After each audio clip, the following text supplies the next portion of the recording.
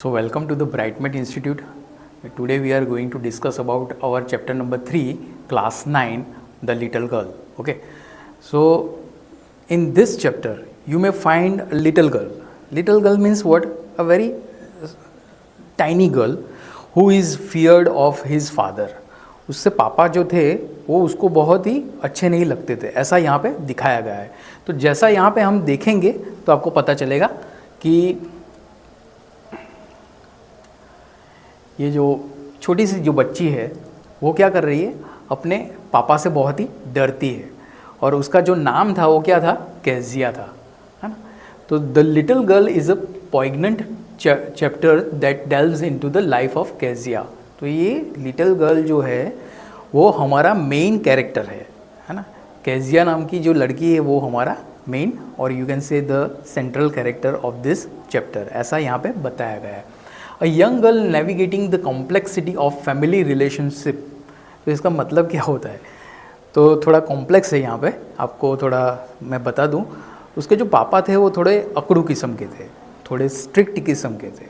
तो उसको जब वो पापा नौकरी पे चले जाते थे तो क्या था, वो एकदम से खुल के हंसती थी, खेलती थी, ऐसा है ना. होता है ना, सभी बच्चों को अपने पापा या मम्मी से कोई ना कोई किसी का तो डर रहता ही है. तो वैसे ही जो डर था, वो जो डर बना रहता था वो किसका था, उसके पापा का था. तो उसके पापा का यहाँ पे कोई नाम नहीं है, लेकिन लिटिल गर्ल्स फादर, ऐसा केजियाज फादर, ऐसा यहाँ पे दिखाया गया है. तो ये जो कॉम्प्लेक्सिटी दिखाई गई है ना, जैसे बड़ों और बच्चों में जो होता है ना, एक तरीके का क्या बोलते हो आप कि जनरेशन गैप होता है, तो वो जनरेशन गैप यहाँ पे आपको बखूबी दिखता है. जैसे जैसे आप चैप्टर पढ़ोगे वैसे वैसे वो दिखता है. So this is the story set in a household with her parents and grandmother. Kezia grapples with fear and misunderstanding, है ना. तो उसकी ग्रैंड मदर भी हुआ करती थी, वो केजिया के साथ ही रहती थी. उसकी जो परवरिश की थी, उसकी जो अपब्रिंगिंग की थी, वो किसने किया था, उसकी ग्रैंड मदर ने यहाँ पे किया था. और उसका जो फियर था, उसका जो डर था, फियर एंड मिसअंडरस्टैंडिंग, वो एक मिसअंडरस्टैंडिंग थी, है ना. उसको एक नाइटमेयर भी आता है. जैसे जैसे आप स्टोरी पढ़ेंगे तो आपको, ये मैं सिर्फ आपको पॉइंट बता रहा हूँ, ये पूरा कोई डिस्क्रिप्शन नहीं है, सिर्फ पॉइंट वाइज हम जाएंगे.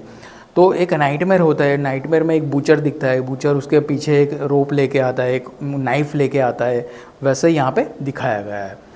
तो और जब उसकी आँख खुल जाती है, एक इंसिडेंस ऐसा भी है, जब उसकी आँख खुल जाती है वो नाइटमेयर से, तो वो क्या होता है, यस क्या होता है उसमें, वो एकदम से बौखला जाती है. क्यों बौखला जाती है, समझ में आ रहा है क्यों?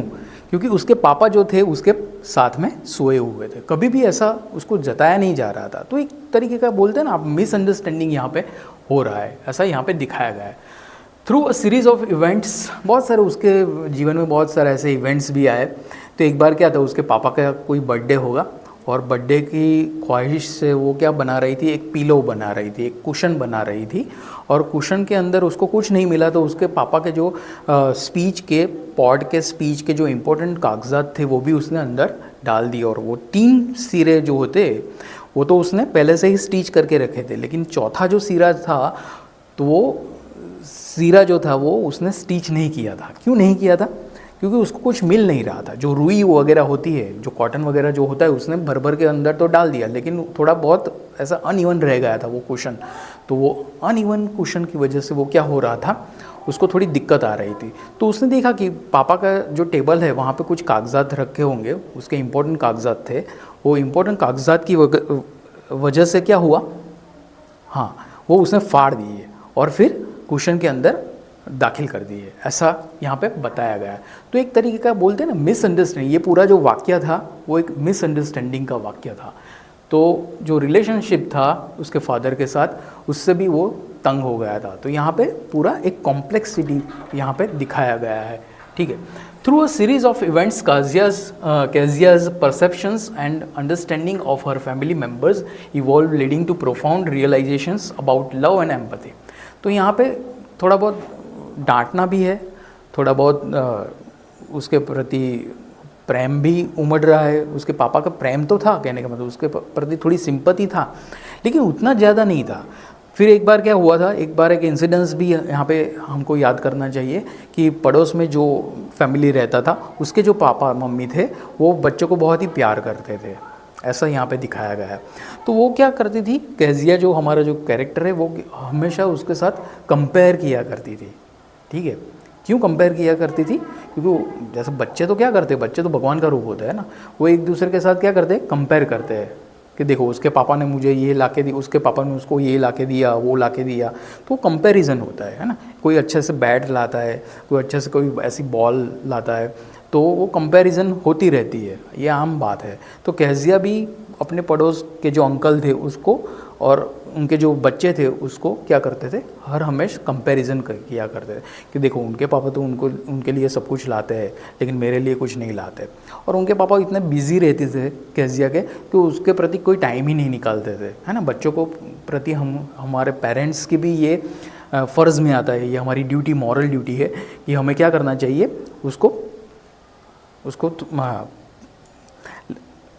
उसके प्रति थोड़ी एम्पैथी दिखानी चाहिए, ऐसा यहाँ पे दिखाया गया है ना। तो ये हमारा फ़र्ज़ में आता है। देखते हैं आगे। देखिए यहाँ पे थोड़ा ऑथर के बारे में यहाँ पे दिखाया गया है। तो this is the Katherine which is written by Katherine Mansfield ने लिखा है, who was the modernist movement में वो सबसे ज़्यादा बिलीव करती थी। मॉडर्निस्ट मूवमेंट माने क्या है, व्हाट इज़ मॉडर्निस्ट मूवमेंट, ये ऐसे तो पूछा नहीं जाता, लेकिन आपको ये सब कुछ याद रखना है। एज ए लिटरेचर में ये सब कुछ आता है, तो लिटरेचर के तौर पे ये आपको याद रखना पड़ेगा। ठीक है। सो कैथरीन मैन्सफील्ड जो थी वो वैसे तो यूके की नॉवेलिस्ट है ना। Notable precise include the dolls house, उसने कौन सी लिखी है नॉवेल, यहाँ पे डॉल्स हाउस करके एक नॉवेल थी, वो भी जानी मानी नॉवेल है, वो भी उन्होंने लिखी थी। द गार्डन पार्टी इन ब्लीज, और दूसरे उनके जो एडिशंस है या फिर नॉवेल भी आप बोल सकते हो, वो कौन से थे, द गार्डन पार्टी इन ब्लीज, ये भी उन्होंने लिखा था। Despite her brief life Mansfield impact on literature remains profound, सबसे ज़्यादा प्रभाव, प्रोफाउंड माने जो प्रभाव था उनका लिटरेचर के प्रति जो रुझान था वो सबसे ज़्यादा यहाँ पे दिखाया गया है। देखिए यहाँ पे कैरेक्टर्स भी दिखाया गया है। देखिए पहले तो केजिया नाम का जो कैरेक्टर है वो विच इज़ अवर प्रोटैगोनिस्ट। ठीक है। Kezia is a sensitive and imaginative young girl depicted in Katherine Mansfield the little girl, है ना। जो लिटिल गर्ल में सबसे ज़्यादा जिसका जिक्र किया गया है वो केजिया का जिक्र किया गया है, ऐसा दिखाया गया है। Unlike her classmates she doesn't conform to societal expectations और the strict rules of her environment. तो उसका जो एनवायरनमेंट था, वो जिस एनवायरनमेंट से बिलोंग करती थी, वो एनवायरनमेंट उसके लिए अच्छा नहीं था, उसको थोड़ा डर लग रहा था, वो थोड़ी उखड़ी उखड़ी सी रहती थी, थोड़ी सहमी सहमी सी रहती थी, ऐसा यहाँ पे दिखाया गया था। So the environment doesn't suits her, ऐसा आप बोल सकते हो। Kezia is characterized by her innocence and empathy as she forms bond with the Burnell families less privileged neighbour. इसका मतलब क्या हुआ, तो जो यहाँ पे बर्नेल फैमिलीज जो उसके बाजू में बगल वाले घर में रहा करती थी, उसको वो हर हमेशा क्या करती थी, कंपेयर किया करती थी, उनके नेबर के साथ वो कंपेयर किया करती थी। She exhibits compassionate nature feeling deeply for the discomfort of others despite being misunderstood and ostracized by her peers. ये थोड़ा मिसअंडरस्टूड था, है ना। यहाँ पे मिसअंडरस्टैंडिंग बताया है, फिर से वही बात की गई है। तो ये पूरा कैरेक्टर यहाँ पे ऐसे दिखाया गया है। I hope you can understand it very well. Ultimately showcasing resilience and a kind of heart that transcends societal norms।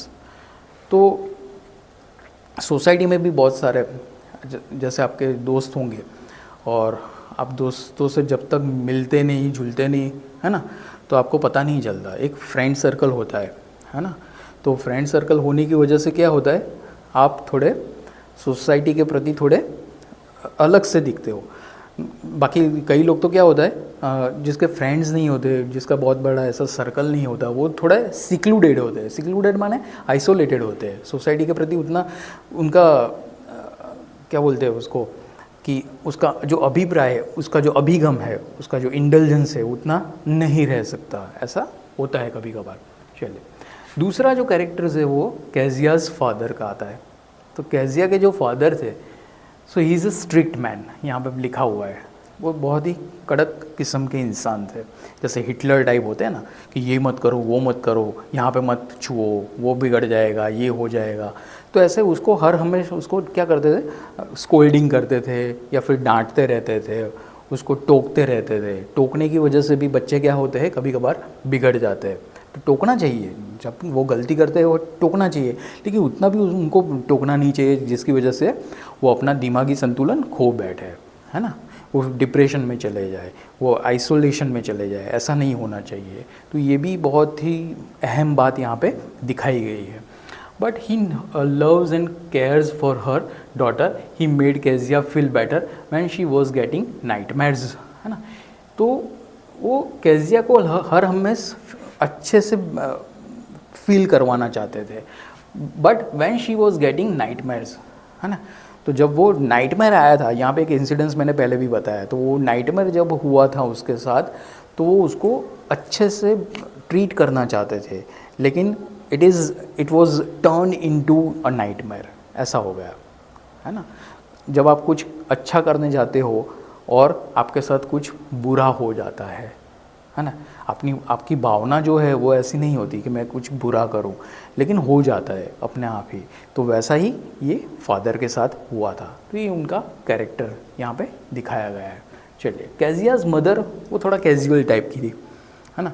वो भी उसके प्रति उतना आप बोल सकते हो कि लगाव नहीं था, लगाव की थोड़ी कमी थी, थोड़ा अटैचमेंट की थोड़ी कमी थी, ऐसा यहाँ पे दिखाया गया है। She is also strict as Kezia's father. She wanted Kezia to follow orders of her father, है ना। तो जो उनके जो फादर थे वो जो बोलते थे उसको ही उसकी जो माँ थी, केजिया की जो माँ थी, वो उसको फॉलो करती थी और ब्लाइंडली फॉलो करती थी, ऐसा यहाँ पे बताया गया है। तो जैसा पापा ने बोला वैसा ही मम्मी उसको बिहेव करती थी।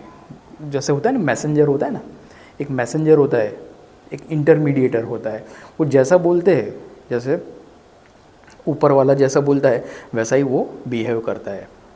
ऐसा समझ में आ रहा है? नहीं समझ में आया? ओके। तो केजिया की जो माँ थी वो एक इंटरमीडिएटर थी, ऐसा आप बोल सकते हो, है ना, बिचौलिया जिसको बोलते हैं। जैसे मैसेज आता है पापा के पास से, वैसा का वैसा मैसेज वो किसको डिलीवर करती थी, केजिया को डिलीवर करती थी, और वो केजिया को वैसे ही ट्रीट किया करती थी, ऐसा यहाँ पे बताया गया है। चलिए, केजिया की जो ग्रैंड मदर है उसका जो कैरेक्टर है वो भी हम आज देखेंगे। तो केजिया की जो ग्रैंड मदर है वो थोड़ा कैजुअल टाइप की थी, है ना। वो केजिया को थोड़ा पैम्पर करती थी, लेकिन उसकी घर में चलती नहीं थी। घर में किसकी चलती थी? बट ऑब्वियस उसके पापा की चलती थी। तो ये यहाँ पे ऐसा दिखाया गया है। She is an old humble lady, थोड़ा हम्बल टाइप थी, थोड़ा सिंपथाइज, हाँ, सिंपथी होती है ना, किसी के प्रति लगाव होता है, तो वो ऐसी लेडी हुआ करती थी। She took care of Kezia when she was scolded and beaten by her father. तो वो क्या करती थी? She took care of Kezia. Took care of Kezia माने क्या होता है? उसकी परवरिश किसने की थी? इसकी ग्रैंड मदर ने ही की थी। केजिया की जो परवरिश थी वो उसकी ग्रैंड मदर ने ही किया गया था। और she was scolded and beaten by her father. लेकिन कभी कभार उसके जो पापा थे उसकी ग्रैंड मदर को भी डांट दिया करते थे, ऐसा यहाँ पे बताया गया। तो सच में केजिया के जो फादर थे वो थोड़े अकड़ू किस्म के थे, थोड़े रूड किस्म के थे, थोड़ा एरोगेंट किस्म के इंसान थे, ऐसा यहाँ पे दिखाया गया है। She wanted Kezia to have good relationship with her father, है ना। तो वो उसके फादर और केजिया के बीच में एक पुल बांधना चाहती थी, एक ब्रिज कनेक्ट करना चाहती थी। लेकिन किसका ब्रिज? सिंपथाइज। एक होता है ना, एक श्रद्धा होती है, एक आस्था होती है, तो आस्था का एक ब्रिज, एक पुल बांधना वो चाह रही थी, ऐसा। लेकिन ऐसा कभी हुआ नहीं, है ना। वो चाह रही थी लेकिन ऐसा कभी हुआ नहीं। She always use to encourage Kezia to talk to her father to give him surprise gifts. और वो कभी कभार क्या करती थी, है ना, she always use to encourage Kezia. वो एनकरेज करती थी केजिया को, उसको उकसाती थी। किसके बारे में? तो कि वो अपने फादर के साथ थोड़ी बातचीत करे, है ना। फादर जैसे भी है लेकिन वैसे तो है तो आपके पिताजी, फादर ही है, तो वो ऐसा बोल रही है यहाँ पे। To give him surprise gifts, है ना। तो कहने का मतलब क्या है, तो कहने का मतलब यहाँ पे क्या है कि to give him surprise gifts, इसका मतलब क्या हुआ, वो ऐसा कर कर के उसको गिफ्ट देना चाहती थी। कहने का मतलब वो जैसे रिगाल बोलते ना, क्या बोलते हैं उसको, I forgot that word, surprise gift जो होते हैं। कभी कभार आपके पापा बाहर जाते हैं या मम्मी बाहर जाते हैं तो कुछ ना कुछ लेके आते हैं और फिर आपको क्या करते हैं, बताते हैं। वैसा होता है ना, आपके साथ भी होता है, हमारे साथ तो ऐसा हुआ था।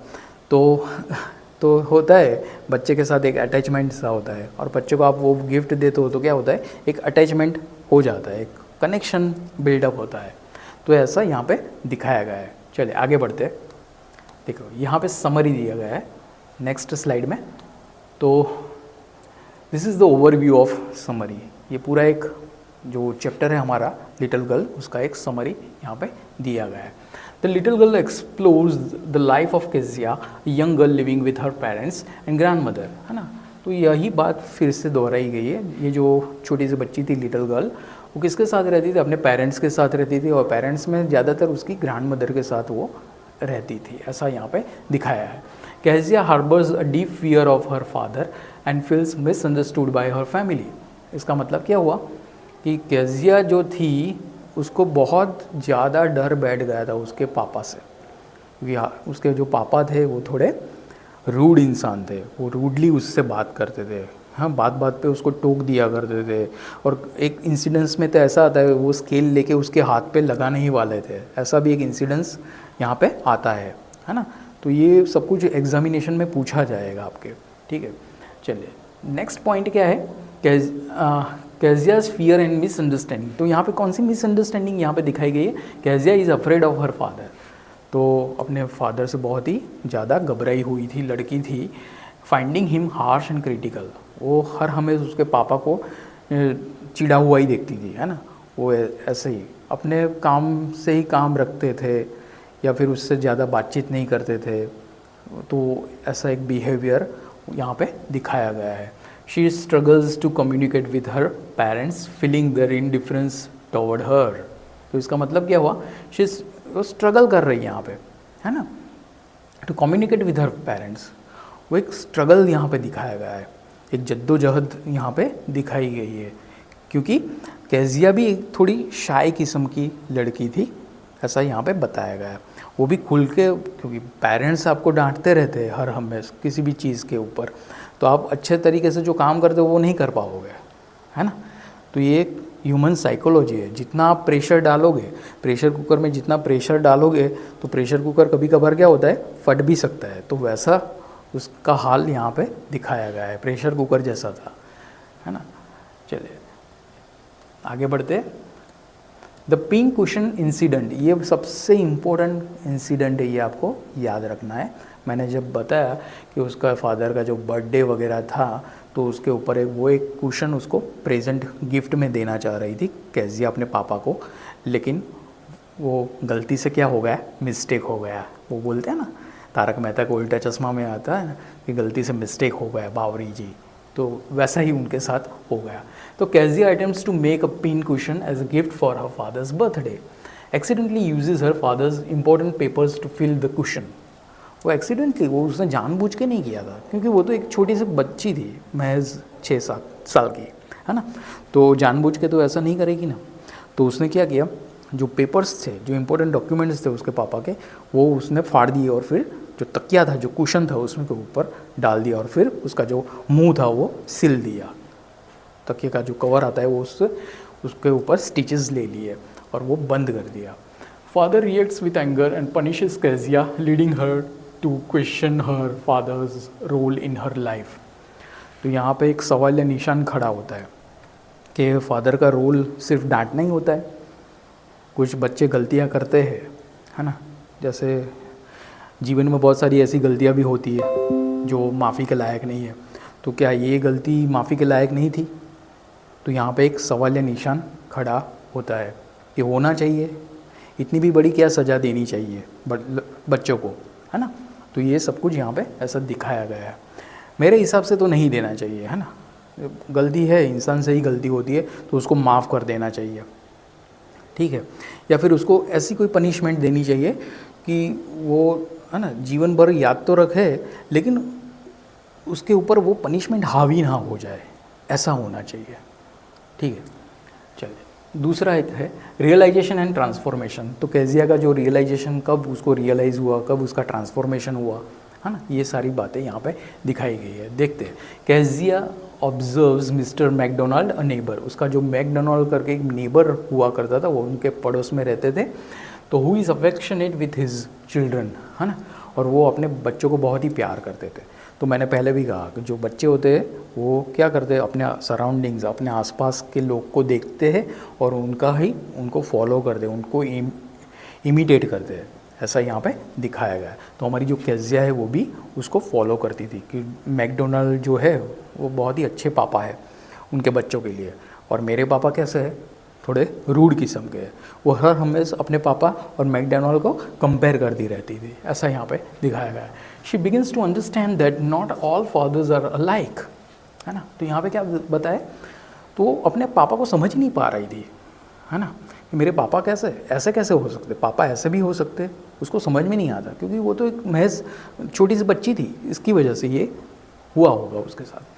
A moment of vulnerability leads Kezia to see her father's caring side, fostering a newfound understanding and appreciation for him.